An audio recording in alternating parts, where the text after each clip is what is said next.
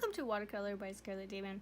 Today we are talking about scraping back. Now this is a watercolor technique it's not commonly done, but it is something that is certainly done. Let's use this one first because this is just a boring treat. This one is from a tutorial that I just did. What was that called? Was that blending or mixing or dropping in? I don't remember. Oh, right, it was about broken color and how when you add different shades of a color, you end up with a surface that looks more realistic than if it was a single color. So we're going to scrape here. We just take the X-Acto knife, which I've just sharpened, which is great. And just like a pen, like a pencil or a pen, I want to just lightly scrape along the bark, let's say, to get some of the highlights out. So this is going to be the same concept, but you get more at once, which is nice. So once I've gone at it and all the fibers are coming up, if I go over it slow and gently, I can actually cut those fibers off, which is good too. The emerald board, is that what it's called? If we push, we'll get a similar. This one I don't think it's going to work as well because you really have to push a lot. It's a very interesting texture going on here. It's not something I would like. Now coming in with the owl, and I need more dark spaces here. It's the same thing, I'm just drawing back and forth. This one, however, because it's a single point, you'd have to have more control. You need to know what you're doing. So it's more like you're drawing versus just adding texture. Another thing this would be really good for is just making single dots or really small dots if you wanted to bring out some very small highlights.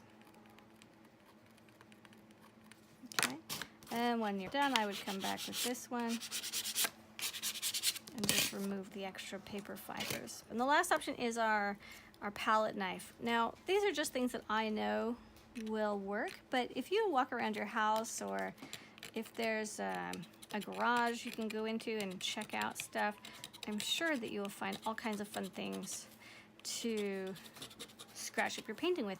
Another option is sandpaper, and I'm using the sharpening stone instead of sandpaper, and that would work really well because sandpaper you're going to fold into a small little square, or you can hold it, with your finger inside, and just, especially with the larger piece, and you can just go around certain spaces, certain spots. This one is just gonna again scrape small spaces. It's nice because you've got a handle, you're not touching the stone. It's a little more comfortable, but I have less control. So that's what scraping out is about. Now when you're all done scraping out, and if you want to go back and add color, I want to show you what that's going to look like because the paper has now been totally destroyed. It looks really neat, and it's a cool technique if you can practice and get it to a point where you like it and you want to add it into something. Absolutely do it. This is a very traditional and historical way of adding white to really good paper. But if you come back and paint on it later, it's going to sink into the paper. See? And where all these little red dots is, this is not granulating paint. The paint should be absolutely beautifully smooth.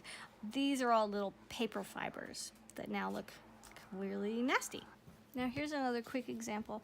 On this one, I could come in here and ever so lightly just give a little more highlight.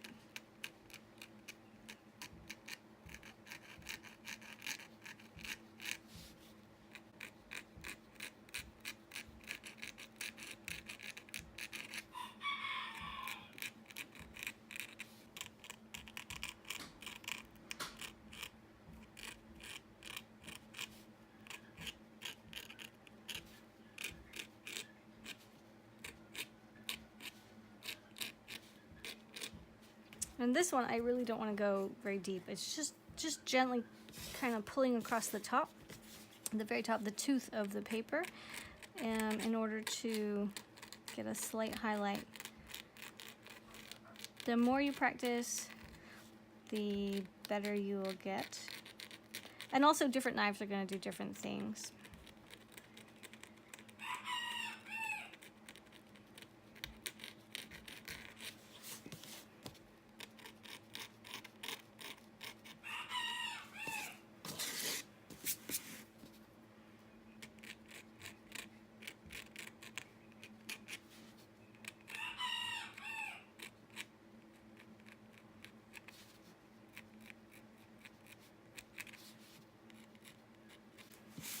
There we go. We want some highlight down here.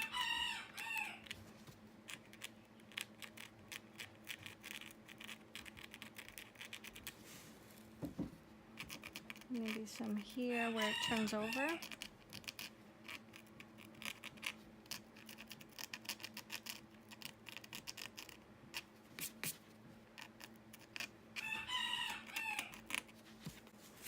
And lastly, maybe some here.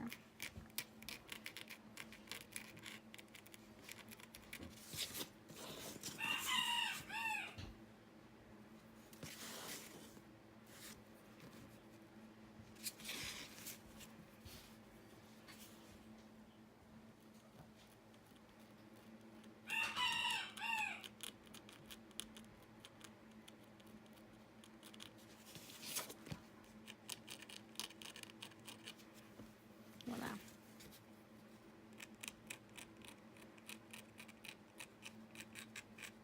There we go. So that looks good. It's got a little more life to it. So I hope you enjoyed this, and I will see you tomorrow. Toodaloo!